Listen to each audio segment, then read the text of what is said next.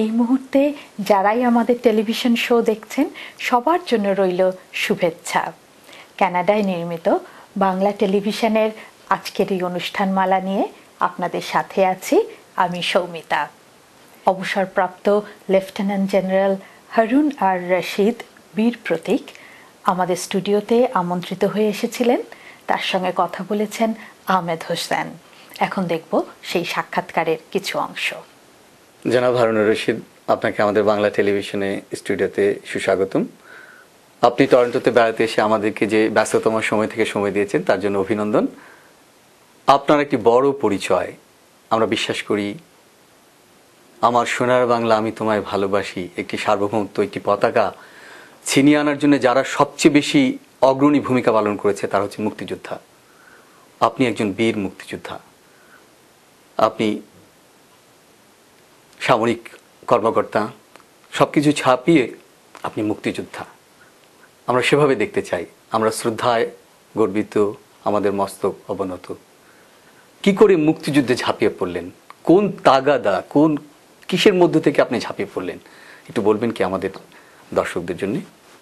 ধন্যবাদ আপনাকে, বাংলা টেলিভিশনকে ধন্যবাদ আমাকে আজকের এই অনুষ্ঠানে আমন্ত্রণ জানানোর জন্য, এবং আপনার মাধ্যমে যে দর্শকবৃন্দ আমার এই অনুষ্ঠান দেখবে তাদেরকেও ধন্যবাদ জানাই। আপনার প্রশ্ন কিভাবে মুক্তিযুদ্ধে ঝাঁপিয়ে পড়লাম, এটার উত্তর অনেক লম্বা, কিন্তু স্বল্প সময় যদি বলতে হয়, স্বাধীনতা সংগ্রামের জন্য যে যেখানে থাকুক না, আমি মনে করি সমগ্র বাঙালি জাতি এই যে 1948 সাল থেকে 1971 মার্চ পর্যন্ত ধাপে ধাপে অগ্রসর হয়েছে।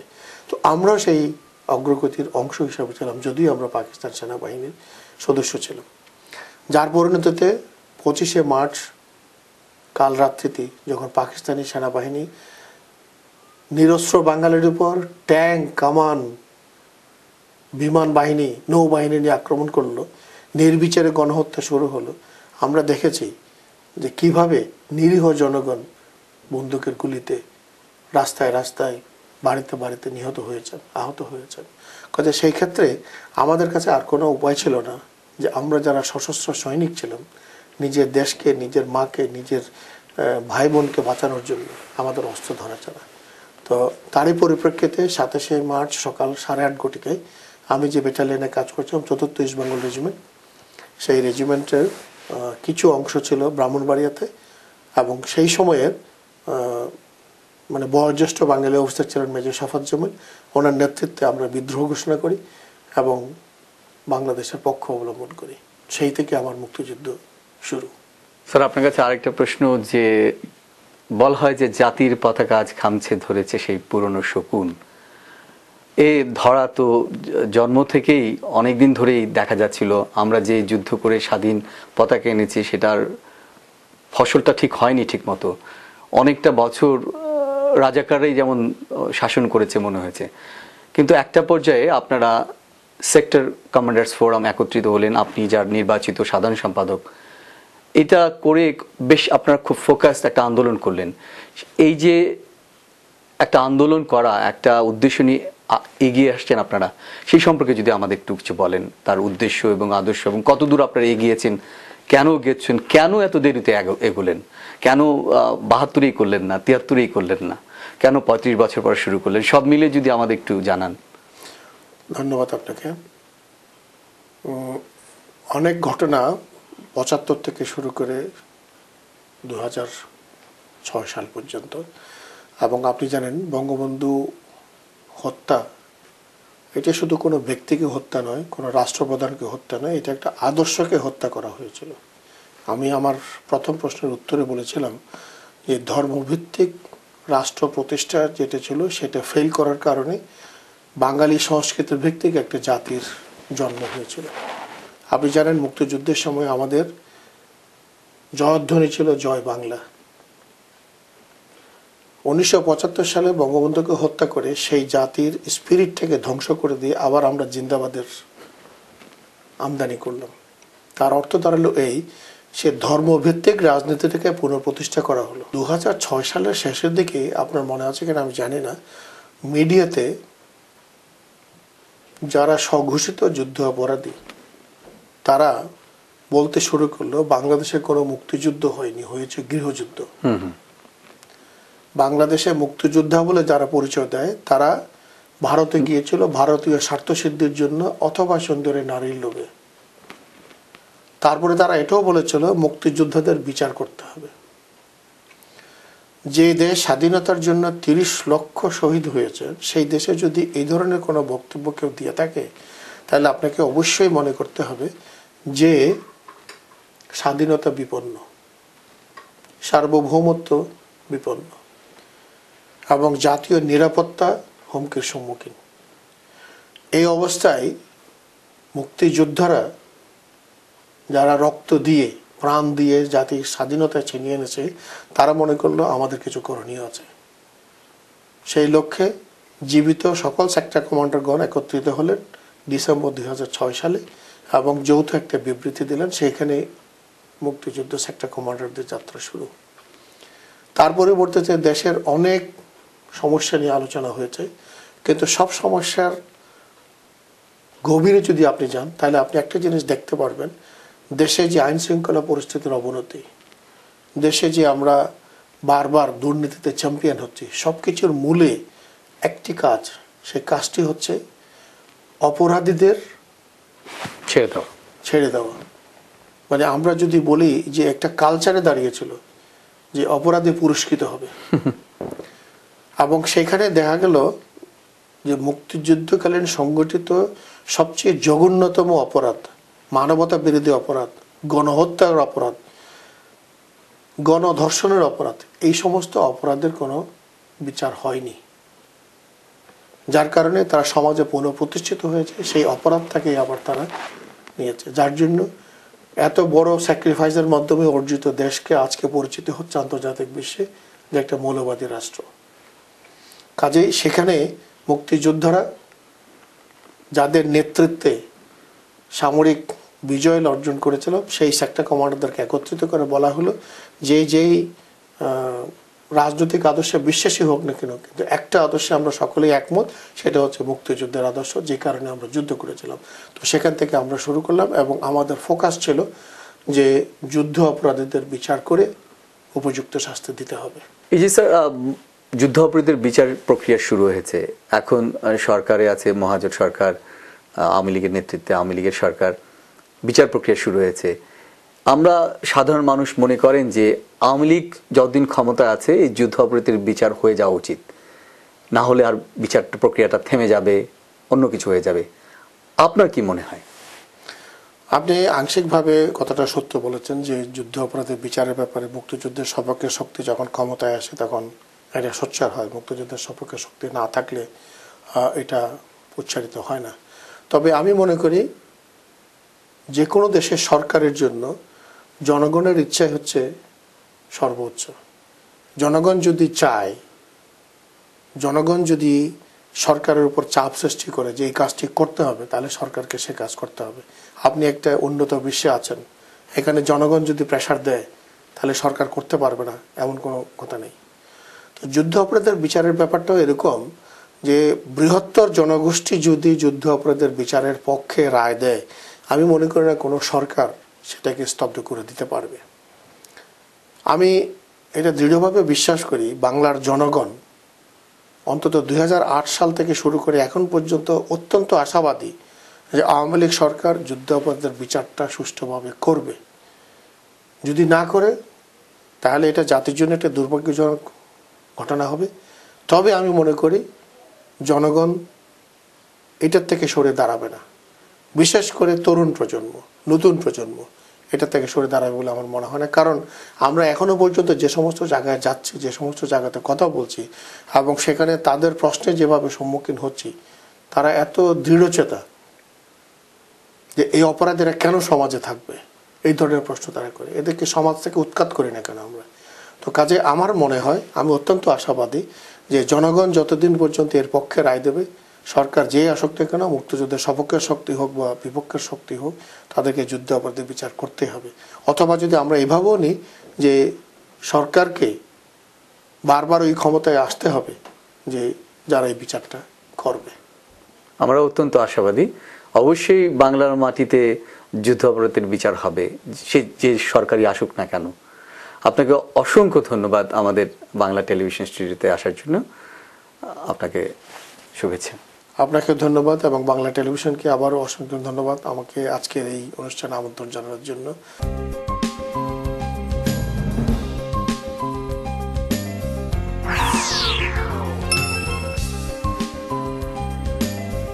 পল্টু কুমার শিকদার, বাংলাভাষী Canadian barrister, immigration, personal injury, criminal law, real estate সহ যে কোনো বিষয়ে আইনগত পরামর্শের জন্য নির্ভরযোগ্য ও বিশ্বস্ত। Omnibus tax and accounting services, দ্রুত ট্যাক্স রিফান্ড সহ যাবতীয় ট্যাক্স ও বিজনেস অ্যাকাউন্টিং এর জন্য নির্ভরযোগ্য প্রতিষ্ঠান। যোগাযোগ Mushtaq Ahmed, 2811 Danforth avenue, Toronto. একটি স্বপ্নিল বাড়ি, একটি লাভজনক ব্যবসা, একটি নির্ঝঞ্ঝাট কন্ডোমিনিয়াম। আপনার এমন সব স্বপ্ন পূরণে অভিজ্ঞ রিয়েল এস্টেট এজেন্ট শাহজাদ একটি বিশ্বস্ত নাম।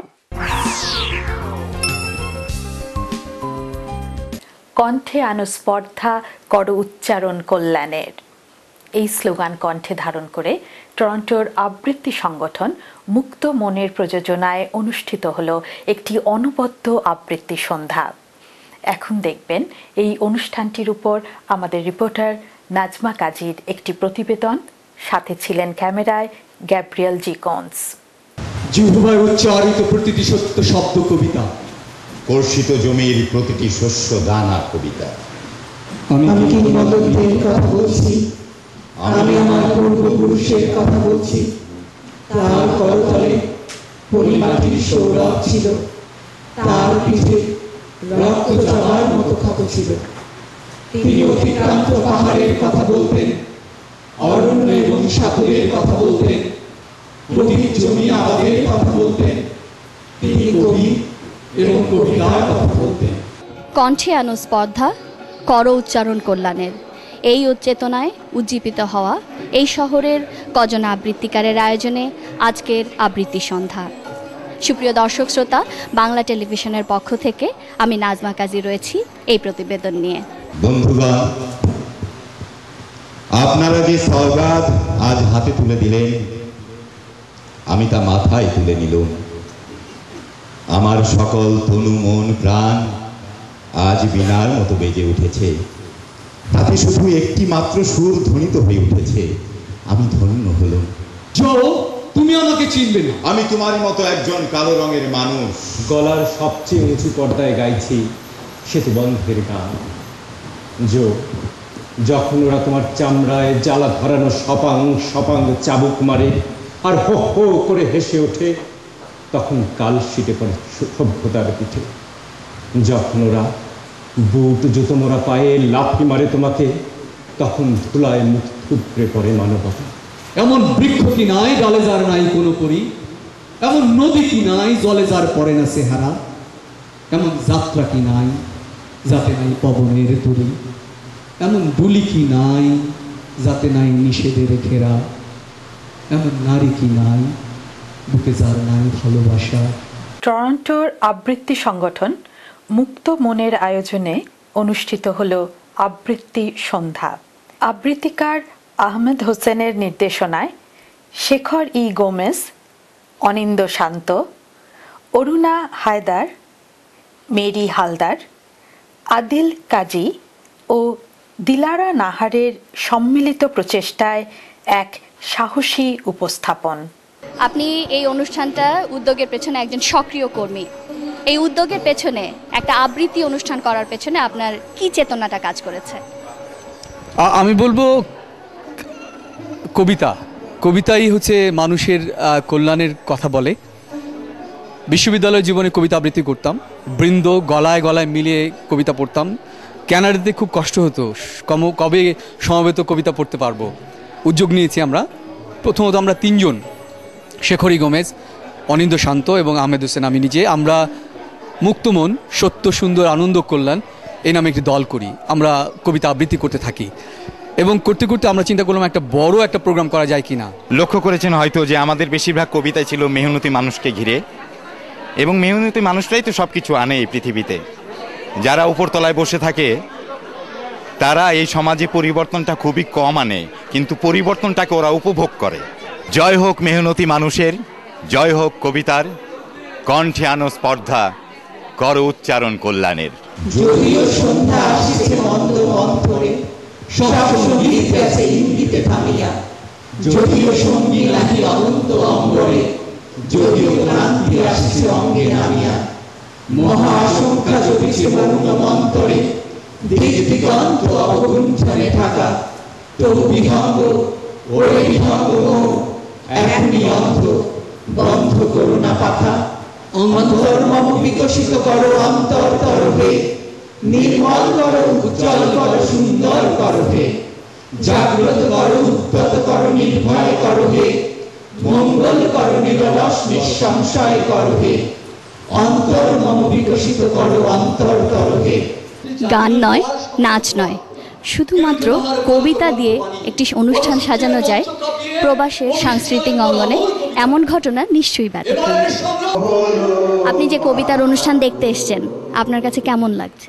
আমার কাছে খুব ভালো লাগছে, আমি খুব পছন্দ করি, তাই আসছি দেখতে। তোমার কেমন লাগছে এই কবিতার?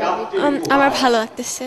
আমি তো এখানে থাকি না, বেড়াতে এসেছি, তাই এত দূরে এসে এই ধরনের অনুষ্ঠান দেখে ভালো লাগছে। এই যে ভাই, এই যে ভাই, এই যে ভাই, এই যে আপনি আপনাকে বলছি। আপনি? আরে ভাই, দেবদাস হয়ে কি লাভ? হে সমুদ্র হিমাচল, তুমিই আমার পার্বতী। এত ভাববেন না, জীবন তো একটাই, মজা করুন মজা।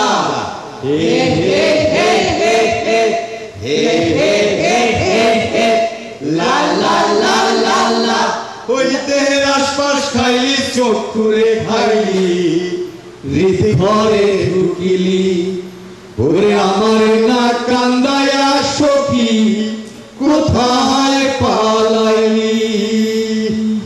কেউ কথা রাখেনি, 33 বছর কাটলো, কেউ কথা রাখেনি। ছেলেবেলায় এক গোষ্ঠী তার আগমনী গান হঠাৎ থামিয়ে বলেছিল, শুক্লা দ্বাদশীর দিনে অন্তরটুকু শুনিয়ে যাবে। তারপর কত চন্দ্রভূক অমাবস্যা চলে গেল, কিন্তু সেই বৈষ্ণবী আর এলো না। 25 বছর প্রতীক্ষায় আছে। মামাবাড়ির মাঝি নাদের আলী বলেছিল, বড় হও দাদা ঠাকুর, তোমাকে আমি 3 প্রহরের বিল দেখাতে নিয়ে যাব, সেখানে পদ্ম ফুলের মাথায় সাপ আর ভ্রমর খেলা করে।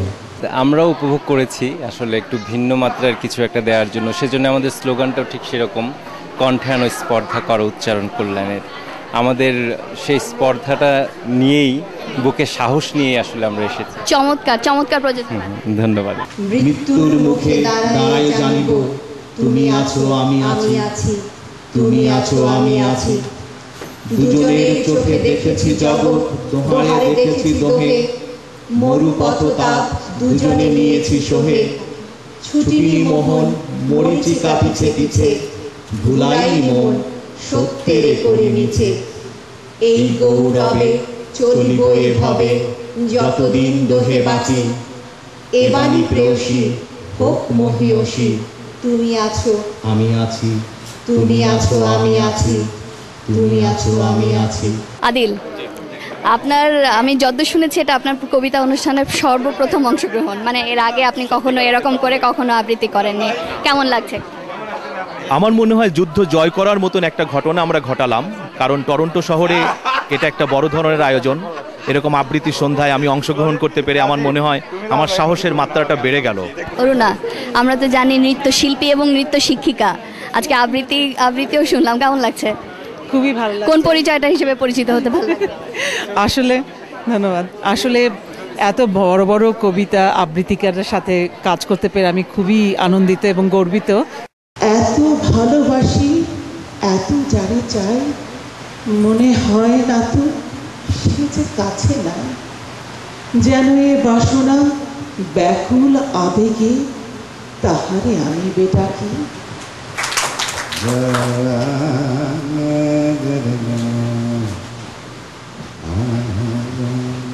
আমি সেই মেয়ে, বাসে ট্রেনে ট্রামে রাস্তায় আমি এটাকে রোজ দেখেন, যার শাড়ি, কপালে টিপ, কানের দুল আর পায়ের গোড়ালি আপনি রোজ দেখেন। আর আরো অনেক কিছু দেখতে পাবার স্বপ্নও দেখেন। স্বপ্নে যাকে ইচ্ছে মতনই দেখেন। আমি শুনি বিহারের প্রত্যন্ত গ্রামে দিনের আলোয় যার ছায়া মারণ আপনার ধর্মে নিষিদ্ধ, আর রাতের গভীরে যাকে বস্তি থেকে তুলে আনতে পাইক বরকান্দাজ পাঠান আপনি। কবিতাকে ভালোবেসে আপনারা যে আমাদের কাছে এসেছেন, দেখেছেন, শুনেছেন, নিঃশব্দে নীরবে কোনো কথা না বলে এরকম চমৎকার একটা অনুষ্ঠান দিতে পেরে আমরা নিজেরাও অনেক অনেক আনন্দ। অসংখ্য অভিনন্দন, ধন্যবাদ। Thank you. টরন্টোতে প্রথম আমি দেখলাম, আমি 3-4 বছর হলো এসছি এখানে। এই কবিতা নিয়ে এরকম বড় একটা আয়োজন এই প্রথম, এবং খুব ভালো লাগছে আমার এই অনুষ্ঠানটা দেখতে। এবং সবচেয়ে আনন্দের বিষয় হচ্ছে এখানে এতটাই পিং পং নীরবতা এখানে কবিতা আবৃত্তির প্রোগ্রামটা হচ্ছে যে আমার খুবই ভালো লাগলো যে এখানে বাচ্চা এবং মোবাইল, সেলুলার ফোন সবার অফ। আমি তো খুব এনজয় করছি এবং খুব ভালো লাগছে। বাঙালির অন্তরের মধ্যে মিশে আছে কবিতা, প্রত্যেকটা বাঙালি একটা কবি। দর্শক দেখছেন টরন্টোর আবৃত্তি সংগঠন মুক্ত মন প্রযোজিত আবৃত্তি সন্ধ্যার উপর নাজমা কাজীর প্রতিবেদন। একটি বিরতির পরেই ফিরে আসছি, সাথে থাকুন।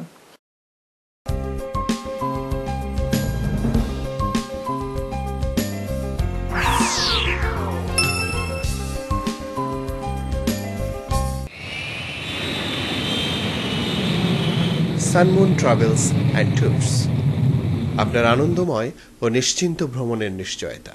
3045 South Creek Road, Mississauga. Bangla media, Bangla বই, পত্রিকা, গানের সিডি, নাটক ও সিনেমার বিপুল সমাহার। ড্যানফোর্থ ও ভিক্টোরিয়া পার্ক এলাকায় বাংলা মিডিয়ায় সাদর আমন্ত্রণ। 3000 ড্যানফোর্থ অ্যাভিনিউ, টরন্টো। বাড়ি কিনবেন? সে অনেক ঝামেলা। আমি আপনাকে সাহায্য করব।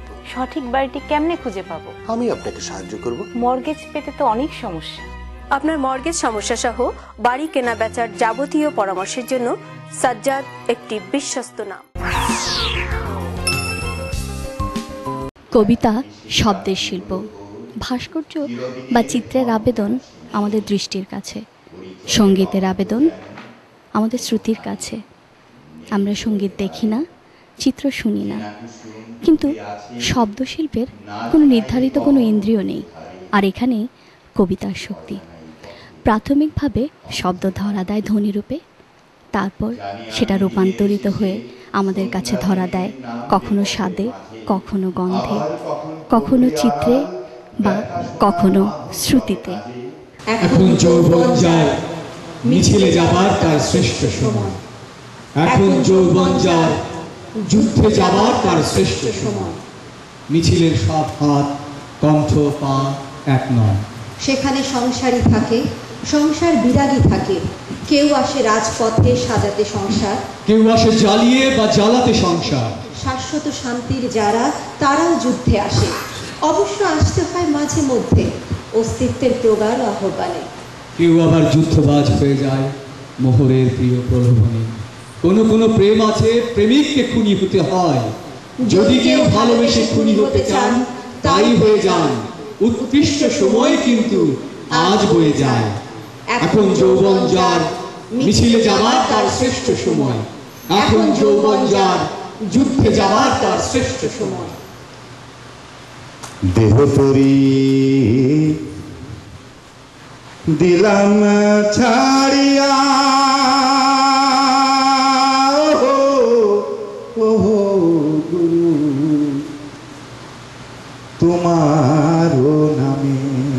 খুব ভালো লাগছে। আসলে আমাদের অনেক দিনের প্রচেষ্টা ছিল এই টরন্টো শহরে আমরা এই প্রথমবারের মতো একটি সুন্দর সন্ধ্যা আমরা কাটাবো শুধুমাত্র কবিতা দিয়ে। সত্যি আজকে ভালো লাগছে এবং আপনাদেরকে দেখে এবং দর্শক যারা এসছেন সবাইকে দেখে ভালো লাগছে। যে আশা করছি যে আমাদের প্রচেষ্টা সফল হয়েছে। বাংলা টেলিভিশনের দর্শকদের আমার দলের এবং আমার দল যেটা বলেছিলাম মুক্তমন, সত্য সুন্দর আনন্দ কল্যাণ, শেখরি গোমেজ, আহমেদ হোসেন এবং অনিন্দ শান্ত, এছাড়া আজকে যারা আমাদের সহযোগিতা করেছেন তারা হচ্ছে আদিল কাজী, মেরি হালদার, অরুণা হায়দার এবং বাবু।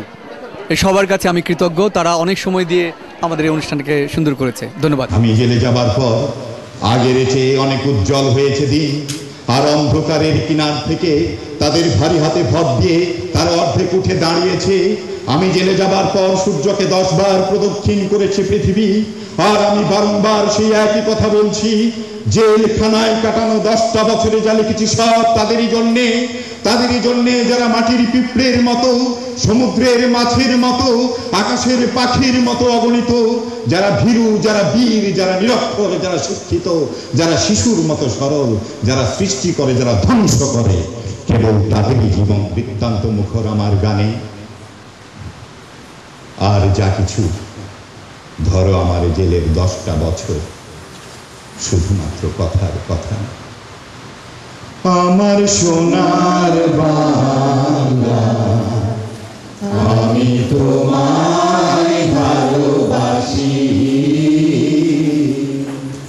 চিরদিন তোমার আকাশ, তোমার বাতাস আমার প্রাণে, ও মায় আমার প্রাণে বাজায় বাঁশি, সোনার বাংলা, আমি তোমায় ভালোবাসি। এই ছিল আমাদের আজকের আয়োজন। আপনাদের সকলকে ধন্যবাদ আমাদের সাথে থাকার জন্য।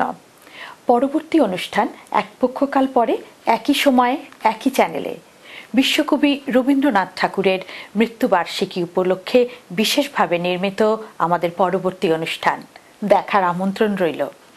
সকলে ভালো থাকুন, সুস্থ থাকুন, আর বাঙালির সাথে বাংলা বলুন।